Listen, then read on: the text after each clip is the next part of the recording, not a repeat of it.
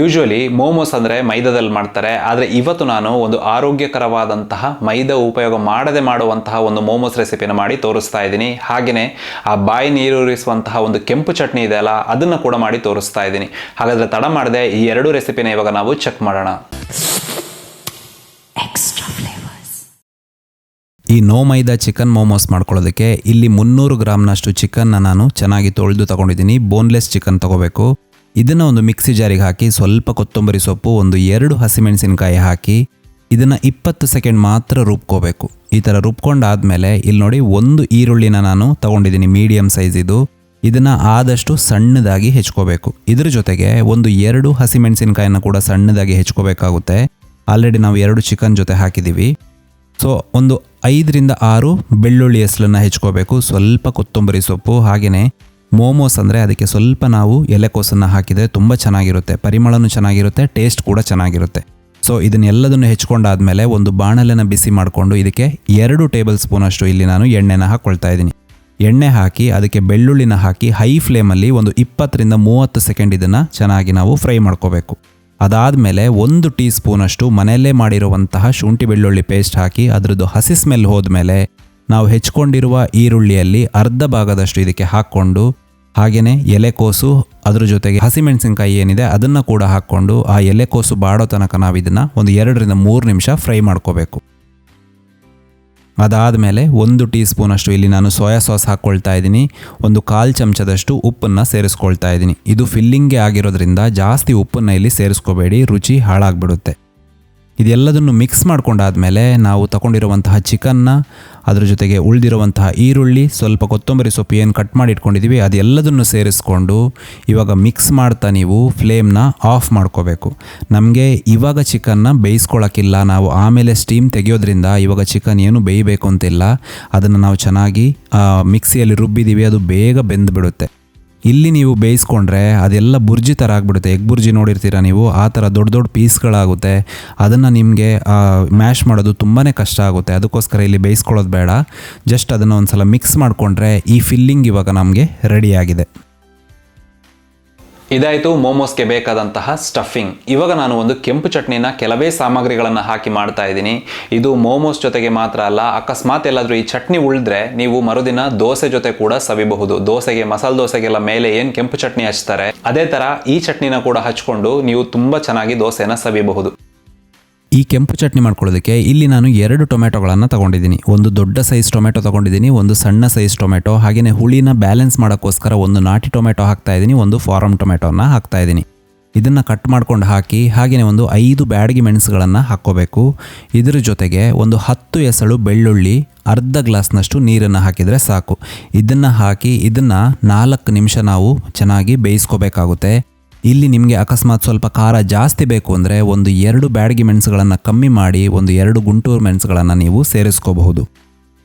ಇದನ್ನು ಒಂದು 4 ನಿಮಿಷ ಕುದಿ ಬಂದ ಮೇಲೆ ಇವಾಗ ಫ್ಲೇಮ್ನ ನೀವು ಆಫ್ ಮಾಡ್ಕೋಬೇಕು. ಆಫ್ ಮಾಡಿ ಇದನ್ನು ತಣ್ಣಗಾಗಕ್ಕೆ ಬಿಡಬೇಕು. ಒಂದು ಸಲ ತಣ್ಣಗಾದ್ಮೇಲೆ ಇದನ್ನು ನೀವು ಚೆನ್ನಾಗಿ ಪೇಸ್ಟ್ ಮಾಡ್ಕೋಬೇಕು. ತರಿಯಾಗಿ ಎಲ್ಲ ತುಂಬ ನುಣ್ಣಗೆ ಪೇಸ್ಟ್ ಮಾಡ್ಕೋಬೇಕು. ಆ ನೀರನ್ನು ಇವಾಗ ಸೇರಿಸ್ಕೋಬೇಡಿ, ಯಾಕಂದರೆ ಟೊಮೆಟೊದಲ್ಲೇ ನೀರಿರೋದ್ರಿಂದ ಆ ನೀರಿನ ಅಗತ್ಯ ಇಲ್ಲ. ಜಸ್ಟ್ ಅದರಲ್ಲಿರುವಂತಹ ಸಾಮಗ್ರಿಗಳನ್ನು ಮಾತ್ರ ಸೇರಿಸ್ಕೊಂಡು ನೀವು ರುಬ್ಕೊಂಡ್ರೆ ಸಾಕು. ಇವಾಗ ಒಂದು ಪ್ಯಾನನ್ನು ಬಿಸಿ ಮಾಡಿಕೊಂಡು ಇದಕ್ಕೆ 2 ಟೇಬಲ್ ಸ್ಪೂನಷ್ಟು ನಾನು ಎಣ್ಣೆನ ಹಾಕಿ, ಎಣ್ಣೆ ಬಿಸಿ ಆದಮೇಲೆ ಮತ್ತೆ ಒಂದು 10 ಎಸಳು ಬೆಳ್ಳುಳ್ಳಿನ ಕಟ್ ಮಾಡ್ಕೊಂಡು ಹಾಕ್ಕೊಳ್ತಾ ಇದ್ದೀನಿ. ಈ ಬೆಳ್ಳುಳ್ಳಿ ಚೆನ್ನಾಗಿ ಕಂದು ಬಣ್ಣ ಬರಬೇಕು. ಕಂದು ಬಣ್ಣ ಬಂದ ಮೇಲೆ ನೀವು ರುಬ್ಕೊಂಡಿರುವಂತಹ ಪೇಸ್ಟ್ ಏನಿದೆ ಅದನ್ನು ಹಾಕ್ಕೊಂಡು ಆ ಪೇಸ್ಟ್ ಕುದಿ ಬರುವಾಗ ಇದಕ್ಕೆ 1 ಟೀ ಸ್ಪೂನಷ್ಟು ವಿನೆಗರ್ನ ಹಾಕ್ಕೋಬೇಕು. ಹಾಗೆಯೇ 1 ಟೀ ಸ್ಪೂನಷ್ಟು ತುಂಬ ಇಂಪಾರ್ಟೆಂಟ್ ಸಕ್ಕರೆನ ಹಾಕಬೇಕು. 1/4 ಟೀ ಸ್ಪೂನಷ್ಟು ಉಪ್ಪನ್ನು ಕೂಡ ಇಲ್ಲಿ ಸೇರಿಸ್ಕೊಳ್ತಾ ಇದ್ದೀನಿ. ಉಪ್ಪು ಸ್ವಲ್ಪ ಕಮ್ಮಿನೇ ಇರಲಿ, ಯಾಕಂದರೆ ನಾವು ಸಾಸ್ ಎಲ್ಲ ಹಾಕಿದ್ದೀವಿ ಅದಕ್ಕೋಸ್ಕರ. ಇದನ್ನು ಹಾಕ್ಕೊಂಡ್ಮೇಲೆ ಇದನ್ನು ಚೆನ್ನಾಗಿ ಒಂದು ಸಲ ಮಿಕ್ಸ್ ಮಾಡಿಕೊಂಡು ಒಂದು 2 ನಿಮಿಷ ಕುದಿಸಿದ್ರೆ ಈ ಸೂಪರ್ ಚಟ್ನಿ ರೆಡಿ ಆಗುತ್ತೆ. ಇದು ನೋಡೋದಕ್ಕೆ ಎಷ್ಟು ಕೆಂಪಾಗಿ ಚೆನ್ನಾಗಿ ಕಾಣ್ತಾ ಇದೆಯೋ ಆ ರುಚಿ ಕೂಡ ತುಂಬಾ ಚೆನ್ನಾಗಿರುತ್ತೆ. ಸೊ ಇದಾಯಿತು ಮೋಮೋಸ್ ಜೊತೆಗೆ ಸರ್ವ್ ಮಾಡುವಂತಹ ಕೆಂಪು ಚಟ್ನಿ.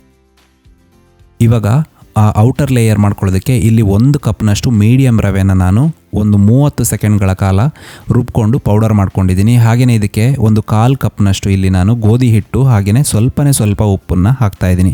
ಚಪಾತಿ ಆಗಿರೋದ್ರಿಂದ ಇದಕ್ಕೆ ಉಪ್ಪನ್ನು ನೀವು ಕಮ್ಮಿ ಹಾಕಬೇಕು.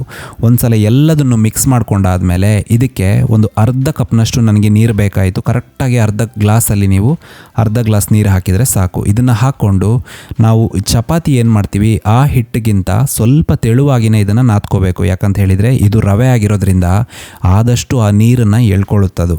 ಇಲ್ಲಿ ನೋಡಿ ನನ್ನ ಕೈಯಲ್ಲಿ ತೋರಿಸ್ತಾ ಇದ್ದೀನಲ್ಲ, ಈ ಥರನೇ ನೀವು ಚೆನ್ನಾಗಿ ನಾದ್ಕೋಬೇಕು ಈ ಹಿಟ್ಟನ್ನು.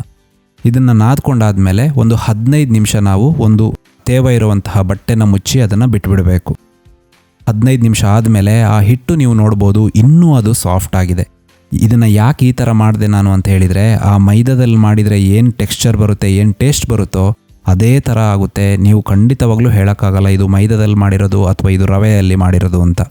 ಓಕೆ, ಇವಾಗ ಸಣ್ಣ ಸಣ್ಣ ಉಂಡೆಗಳನ್ನು ತಗೊಂಡು ಪೂರಿಯಷ್ಟು ದೊಡ್ಡ ಚಪಾತಿಗಳನ್ನು ನೀವು ಮಾಡ್ಕೋಬೇಕು. ನೀವು ಜಾಸ್ತಿ ತೆಳು ಮಾಡ್ಕೋಬೇಡಿ, ಅಂದರೆ ಪೇಪರ್ ತೆಳು ಮಾಡ್ಕೋಬೇಡಿ, ಸ್ವಲ್ಪ ದಪ್ಪನಾಗಿಟ್ಟರೆ ಸಾಕು. ಜಾಸ್ತಿ ದಪ್ಪನಾಗಿನೂ ಇಡಬೇಡಿ, ಯಾಕಂತ ಹೇಳಿದರೆ ಮೇಲೆ ಕ್ಲೋಸ್ ಮಾಡೋವಾಗ ಚಪಾತಿ ಏನಿದೆ ತುಂಬ ದಪ್ಪ ಆಗಿಬಿಡುತ್ತೆ, ಅದು ತಿನ್ನೋಕ್ಕೆ ಚೆನ್ನಾಗಿರೋದಿಲ್ಲ. ಸೊ ಪೂರಿಯಷ್ಟು ದೊಡ್ಡದಾಗಿ ಮಾಡಿಕೊಂಡು ಇದಕ್ಕೆ ಒಂದು 2 ಟೇಬಲ್ ಸ್ಪೂನಷ್ಟು ನಾವು ಚಿಕನ್ ಫಿಲ್ಲಿಂಗ್ ಏನು ಮಾಡಿ ಇಟ್ಕೊಂಡಿದ್ದೀವಿ ಅದನ್ನು ಹಾಕ್ಕೋಬೇಕು. ಹಾಗೆಯೇ ಇದನ್ನು ಹಾಕ್ಕೊಂಡು ನೀರಿಂದ ಏನು ಮುಚ್ಚೋದು ಬೇಡ. ಇದನ್ನು ನಾನು ಜಸ್ಟ್ ಇಲ್ಲಿ ತೋರಿಸ್ತಾ ಇದ್ದೀನಿ ನೋಡಿ, ಈ ಥರ ನೀವು ಸೀರೆ ಎಲ್ಲ ಈ ನೆರಿಗೆ ಹಾಕ್ತಾರಲ್ಲ ಅದೇ ಥರ ಇದನ್ನು ಚೆನ್ನಾಗಿ ಕ್ಲೋಸ್ ಮಾಡಿಕೊಂಡು ಇದನ್ನು ಪೂರ್ತಿ ನೀವು ಮುಚ್ಚಬೇಕಾಗುತ್ತೆ. ಇದು ತುಂಬ ಈಸಿ ಮೆಥಡ್. ನೀವು ಬೇರೆ ಎಲ್ಲ ಶೇಪಲ್ಲಿ ಮಾಡೋಕ್ಕಿಂತ ತುಂಬ ಈಸಿ ಮೆಥಡಲ್ಲಿ ಇಲ್ಲಿ ನಾನು ನಿಮಗೆ ಮಾಡಿ ತೋರಿಸಿದ್ದೀನಿ. ಇವಾಗ ನೋಡಿ ಎಲ್ಲ ಮೋಮೋಸ್ಗಳನ್ನು ಇದೇ ಥರ ನಾನು ರೆಡಿ ಮಾಡ್ಕೊಂಡಿದ್ದೀನಿ. ಹಾಗೆಯೇ ಒಂದು ಸ್ಪೆಷಲ್ ಮೋಮೋ ಮಾಡಿದ್ದೀನಿ, ಇದ್ರದ್ದು ಶೇಪ್ ಹೇಗೆ ಕೊಡೋದು ಅಂತ ನೆಕ್ಸ್ಟ್ ವೆಜ್ ಮೋಮೋ ಮಾಡೋತ್ತಿಗೆ ನಾನು ನಿಮಗೆ ಹೇಳ್ತೀನಿ. ಓಕೆ, ಇವಾಗ ನೋಡಿ ನಾನು ಇಡ್ಲಿ ಪಾತ್ರೆನ ಇಟ್ಟಿದ್ದೆ. ಇಡ್ಲಿ ಪಾತ್ರೆಯಲ್ಲಿ ನೀರು ಬಿಸಿಯಾಗಿದೆ. ಸ್ವಲ್ಪ ಆ ಪಾತ್ರೆಗೆ ಎಣ್ಣೆನ ಹಚ್ಚಿ ಇದರಲ್ಲಿ ಮೋಮೋಸ್ಗಳನ್ನು ಇಟ್ಟು ಒಂದು 20 ನಿಮಿಷ ಇದನ್ನು ನಾವು ಚೆನ್ನಾಗಿ ಬೇಯಿಸಬೇಕಾಗುತ್ತೆ. ಈ ಥರ ಒಂದು 20 ನಿಮಿಷ ಸ್ಟೀಮ್ ತೆಗೆದ್ರೆ ಈ ಮೋಮೋಸ್ಗಳು ರೆಡಿ ಆಗುತ್ತೆ. ಅಲ್ಲಿ ಎಣ್ಣೆ ಹಚ್ಕೊಂಡಿರೋದ್ರಿಂದ ನಿಮಗೆ ಆ ಮೋಮೋಸ್ಗಳು ತೆಗಿಯೋಕ್ಕೆ ತುಂಬಾ ಸುಲಭ ಆಗುತ್ತೆ. ಇವಾಗ ನೋಡಿ ಮೋಮೋಸ್ನ ನಾನು ಸರ್ವ್ ಮಾಡ್ತಾ ಇದ್ದೀನಿ. ಆ ಟೆಕ್ಸ್ಚರ್ ನೋಡಿದರೆ ಖಂಡಿತವಾಗ್ಲೂ ಯಾರಿಂದನೂ ಹೇಳೋಕ್ಕಾಗಲ್ಲ ಇದು ರವೆಯಲ್ಲಿ ಮಾಡಿರೋದು ಅಂತ. ಅಷ್ಟು ಚೆನ್ನಾಗಿ ಮೈದಾದಲ್ಲಿ ಮಾಡಿರೋ ಥರನೇ ಈ ಮೋಮೋಸ್ಗಳು ನಮಗೆ ಕಾಣೋಕ್ಕೂ ಹಾಗೆಯೇ ತಿನ್ನೋಕ್ಕೂ ಫೀಲ್ ಆಗುತ್ತೆ. ಓಕೆ, ಇದನ್ನು ಚಟ್ನಿ ಜೊತೆ ಸವಿರಿ. ಈ ಚಟ್ನಿ ತುಂಬಾ ಚೆನ್ನಾಗಿದೆ, ಟೇಸ್ಟ್ ಅಂತೂ ತುಂಬಾ ಅದ್ಭುತವಾಗಿದೆ. ಇದು ನನ್ನ ಫೇವ್ರೆಟ್ ಚಟ್ನಿ. ಅದು ಅಲ್ಲದೆ ಇದನ್ನು ನೀವು ದೋಸೆ ಜೊತೆ, ನಾನು ಹೇಳಿದೆ ದೋಸೆ ಜೊತೆ ಕೂಡ ಇದನ್ನು ಸವಿಬಹುದು. ನಿಮಗೆ ಸೈಡ್ಸ್ ಏನೂ ಬೇಕು ಅಂತಿಲ್ಲ, ಅಷ್ಟು ಅದ್ಭುತವಾದಂತಹ ಒಂದು ಚಟ್ನಿ ಇದು. ಸೊ ಇದಾಯಿತು ಮೋಮೋಸ್ ರೆಸಿಪಿ, ಹಾಗೆಯೇ ಆ ಕೆಂಪು ಚಟ್ನಿಯ ರೆಸಿಪಿ. ಆ ಕೆಂಪು ಚಟ್ನಿ ಮಾಡೋದನ್ನು ಮಾತ್ರ ಮರಿಬೇಡಿ, ಅದು ನನ್ನ ಫೇವ್ರೆಟ್ ಚಟ್ನಿ. ನಿಮಗೂ ಕೂಡ ಖಂಡಿತವಾಗ್ಲೂ ಇಷ್ಟ ಆಗುತ್ತೆ. ನೆಕ್ಸ್ಟ್ ಇನ್ನೊಂದು ರೆಸಿಪಿ ಜೊತೆ ಮತ್ತೆ ನಾನು ನಿಮ್ಮನ್ನು ಭೇಟಿ ಆಗ್ತೀನಿ. ಟೇಕ್ ಕೇರ್, ಬಾಯ್.